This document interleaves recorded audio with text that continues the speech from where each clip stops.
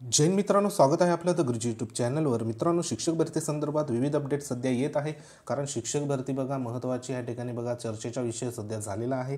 तर ह्याच्यामध्ये ज्या महत्त्वाचे जे सिलेक्शन झालेले उमेदवार आहे तर ते देखील बघा काही कालावधीमध्ये या ठिकाणी महत्त्वाचे जे काही सध्या त्यांना टेन्शन आलेलं आहे की ज्यांचं डॉक्युमेंट व्हेरिफिकेशन या ठिकाणी झालं असेल तर त्यांचं बघा महत्त्वाचा जो नेक्स्ट टप्पा आहे तो म्हणजे समुपदेशन संदर्भात। तर समुपदेशनाचं काही जिल्हा परिषदमध्ये सध्या समुपदेशन होऊन नियुक्त्या देखील ह्या ठिकाणी मिळालेल्या आहे, तर काही जिल्हा परिषदमध्ये सध्या डॉक्युमेंट व्हेरिफिकेशन झालेलं आहे।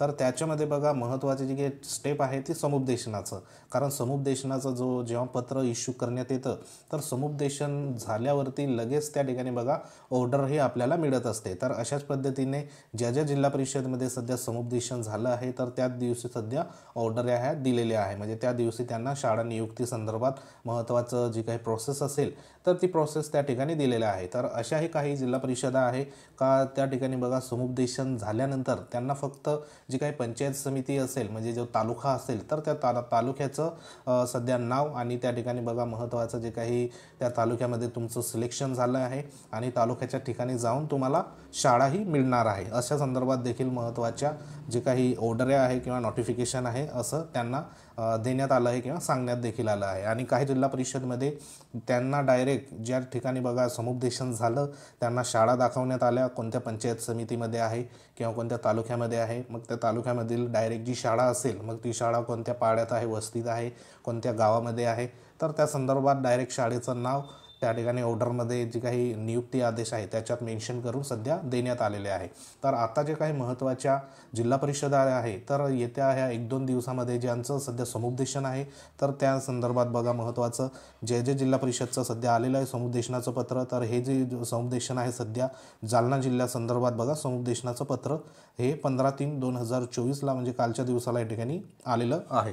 तर ह्याच्यामध्ये बघा ह्यांचं समुपदेशन ज्यांचं जिल्हा परिषद जालन्यामध्ये ह्या ठिकाणी सिलेक्शन झालं असेल तर त्यांना बघा समुपदेशनासाठी बोलवण्यात आलं आहे आणि ह्यांचं पत्र इश्यू हे देखील ह्या ठिकाणी झालेलं आहे। तर जवळपास या ठिकाणी जालना जिल्ह्याचं समुपदेशन जर बघितलं आपण तर महत्त्वाचं या ठिकाणी 18 तारखेला जालना जिल्ह्याचं या ठिकाणी समुपदेशन असणार आहे। 18/3/2024 म्हणजे जे काही यशवंतराव चव्हाण सभागृह आहे जिल्हा परिषद जालना येथे दुपारी बघा 2:30 वाजता आयोजित करण्यात आलेलं आहे। तर ह्या ठिकाणी तुम्हाला ज्यांचं जालना जिल्हा परिषदमध्ये सध्या सिलेक्शन झालं असेल तर 18 तारखेला त्या ठिकाणी समुपदेशनासाठी तुम्हाला उपस्थित राहायचं आहे। तर त्या समुपदेशनामध्ये महत्त्वाचं तुम्हाला जे काही कागदपत्र आहे तर ते कागदपत्र बघा व्यवस्थित फाईल करून या ठिकाणी स्वखर्चाने त्या ठिकाणी उपस्थित राहायचं आहे, म्हणजे जे कागदपत्र असेल त्याचं ओरिजिनल तुम्ही त्या ठिकाणी घेऊन जा, कारण हे ओरिजिनल प्रत्येक ठिकाणी सध्या समुपदेशनाच्या वेळेला सध्या ते मागत आहे। तर असं हे जालना जिल्हा संदर्भात महत्त्वाची समुपदेशनाची डेट आलेली आहे। तसंच बघा पुढचे काही जिल्हा परिषद आहे तर ती आहे हिंगोली जिल्हा परिषद। तर हिंगोली जिल्हा परिषदचं देखील या ठिकाणी 15/3/2024 पत्र इश्यू करण्यात आलं आहे। तर ह्याच्यामध्ये देखील त्यांचं जे काही महत्त्वाचं समुपदेशनाची डेट देण्यात आली आहे तर ती डेट ह्या ठिकाणी बघा महत्त्वाचं या ठिकाणी 18/3/2024 सध्या महत्त्वाचं या ठिकाणी बघा जे समुपदेशनानं आहे तर ते समुपदेशन या ठिकाणी ठेवण्यात आलं आहे 18/3/2024। तर जवळपास ज्यांचं हिंगोली जिल्हा परिषदमध्ये ज्यांचं सिलेक्शन झालं आहे तर त्यांनी जे समुपदेशन आहे तर ते समुपदेशन 18 तारखेला या ठिकाणी 2 वाजता या ठिकाणी दखल ठेवलेलं आहे। तर इथं देखील तुम्हाला कागदपत्राचं या ठिकाणी महत्त्वाचं जे ओरिजिनल डॉक्युमेंट असेल तर ते तुम्हाला संबंधित जिल्हा परिषदमध्ये घेऊन जायचे आहे आणि समुपदेशन ह्या ठिकाणी 2 वाजता सुरुवात होणार आहे। तर ही झाली महत्त्वाची हिंगोली जिल्हा परिषद संदर्भात। तसंच बघा पुढची जिल्हा परिषद आहे तर ती आहे रत्नागिरी जिल्हा परिषद। तर रत्नागिरी जिल्हा परिषदचं देखील पत्र इश्यू करण्यात आलं होतं 14 तारखेला 14/3/2024। तर ह्यांचं देखील बघा महत्त्वाचं 1068 पदासाठी या ठिकाणी महत्त्वाची जाहिरात सध्या आली होती। तर ह्यांचं बघा 2 दिवस देण्यात आले आहे, तर 19 तारीख आणि 20 तारीख म्हणजे 2 दिवस सध्या समुपदेशनाचं असणार आहे, म्हणजे 19/3 आणि 20/3 असे 2 दिवसाचं समुपदेशन ह्या ठिकाणी ठेवण्यात आलं आहे। तर ह्यांचं देखील बघा महत्त्वाच्या डेट सध्या येऊन गेल्या आहे। तसंच इतर जे काही राहिलेल्या उर्वरित जिल्हा परिषद असेल तर त्या राहिलेल्या जिल्हा परिषदचं या ठिकाणी बघा समुपदेशन सध्या काही पत्र इश्यू होताना आपल्याला दिसत नाही, कारण आजच्या डेटला महत्त्वाचं जे काही सध्या आचारसंहितेसंदर्भात महत्त्वाचं जे इलेक्शन आहे तर त्या इलेक्शनासंदर्भात आज महत्त्वाचे त्या संदर्भात ह्या ठिकाणी बघा प्रेस कॉन्फरन्स होणार आहे आणि त्याच्यामध्ये जे काही अनाऊन्समेंट होणार आहे तर त्याच्या आधारावर ज्या पुढच्या प्रोसेस असणार आहे जिल्हा परिषदच्या तर ते ह्या ठिकाणी बघा आपल्या स्टॉप होताना दिसून येईल. कारण ज्यांचं पत्र सध्या इश्यू करण्यात आलं आहे तर त्यांची प्रोसेस सध्या या ठिकाणी होऊन राहिली आहे आणि बाकी जिल्हा परिषदेमध्ये ज्यांचं सध्या समुपदेशनाचं पत्र या ठिकाणी इश्यू झालेले नाही तर अशा जिल्हा परिषदांना कदाचित जे काही पुढचे काही महिन्यामध्ये म्हणजे जे काही एप्रिल मे जून महिन्यापर्यंत त्यांचं डॉक्युमेंट व्हेरिफिकेशन झालेलं आहे आणि समुपदेशन बाकी असेल तर त्यांना त्यावेळेला त्या ठिकाणी पत्र हे इश्यू होऊ शकतात. तर अशा पद्धतीने हे एक महत्त्वाची अपडेट होती. तर ह्याच्यामध्ये जे महत्त्वाचं आता डॉक्युमेंट व्हेरिफिकेशन ज्यांचं झालं आहे तर त्यांनी देखील काळजी करू नका.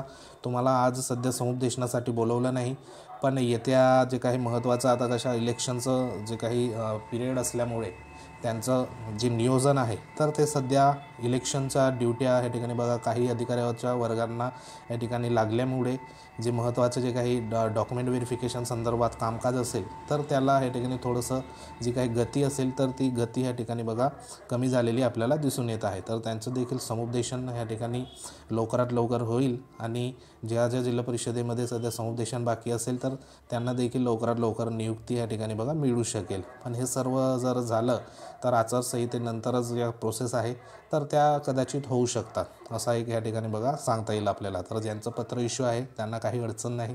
ते सध्या डॉक्युमेंट व्हेरिफिकेशन ज्यांचं झालं असेल समुपदेशनाला बोलवलं आहे तर ते समुपदेशनासाठी त्या ठिकाणी जाऊ शकतात. तर ह्याच्यामध्ये सध्या समुपदेशन जर झालं तर ह्याच्यात आता जो काही कोड ऑफ कंडक्ट नेमका काय लावला जातो कारण जे काही नियुक्ती आदेश संदर्भात सध्या समजा समुपदेशन देखील ह्या ठिकाणी होऊ शकतं आणि एखाद्या टायमाला जे काही नियुक्ती आदेश असेल तर ते नियुक्ती आदेश या ठिकाणी स्टॉप करू शकतात ते. कारण समजा आज जर 3 वाजता महत्त्वाची प्रेस कॉन्फरन्स जर झाली म्हणजे ती होणारच आहे कारण ऑफिशियल ह्या ठिकाणी लेटर देखील निघालेलं आहे. ते 3 वाजता ह्या ठिकाणी प्रेस कॉन्फरन्स असणार आहे आचारसंहितेसंदर्भात. तर ती आचारसंहिता सध्या आज जारी झाली तर ह्या ठिकाणी बघा ज्या महत्त्वाच्या नियुक्त्या असेल तर त्या नियुक्त्या ह्या ठिकाणी आपल्याला मिळणार नाही. तर ह्या नियुक्त्या आपल्याला पुढचे जे काही आचारसंहिता संपल्यानंतर निवडणूक पूर्ण झाल्यानंतर ह्या ठिकाणी नियुक्ती ह्या आपल्याला जून महिन्यामध्ये मिळू शकतात. तर असं देखील एक अंदाज आपल्याला सांगता येईल.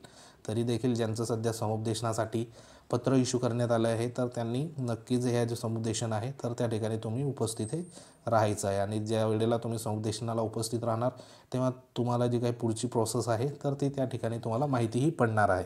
संबंधित जिल्हा परिषद तुम्हाला तशा सूचना देखील त्या ठिकाणी देतील. तर अशा पद्धतीने ही एक महत्त्वाची अपडेट होती. अपडेट जर आवडली असेल तर व्हिडिओला लाईक करू शकतात. तुम्ही जर आपल्या चॅनलवर नवीन असाल तर चॅनलला सबस्क्राईब करून घ्या. बाजूला बेल आयकॉन आहे त्याला देखील प्रेस करा. तसंच आपलं टेलिग्राम चॅनल आहे लिंक जी आहे ते व्हिडिओच्या डिस्क्रिप्शनमध्ये देण्यात आली आहे. तिथे जाऊन देखील तुम्ही जॉईन होऊ शकतात. तर भेटूया एखाद्या महत्त्वाच्या इन्फॉर्मेशनमध्ये. तोपर्यंत जय हिंद, वंदे मातरम.